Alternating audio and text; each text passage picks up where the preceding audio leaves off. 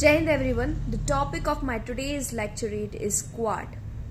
My topic is divided into 4 parts for better understanding: the introduction, the benefits and opportunity it provides to the India, challenges, and in the end conclusion.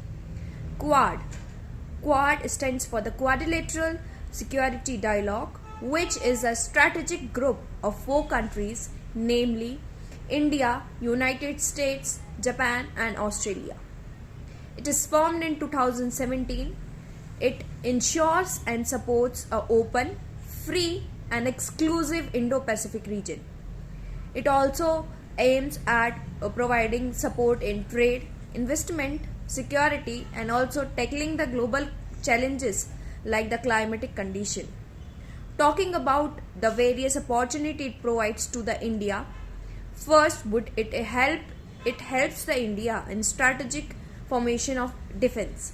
For example, exercises like the Malabar naval drill help India in better military cooperation, sharing intelligence, and also in the development of technology in defense.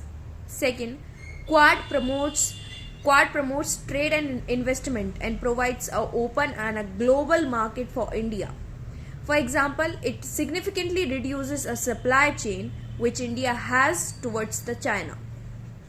Third would be collaboration in artificial intelligence. 5G, the semiconductor, has enhanced the India's economy in trade and investment. Talking about the various supply chain and the healthcare it provides to the various countries, which in turn significantly increases the economy of one's country.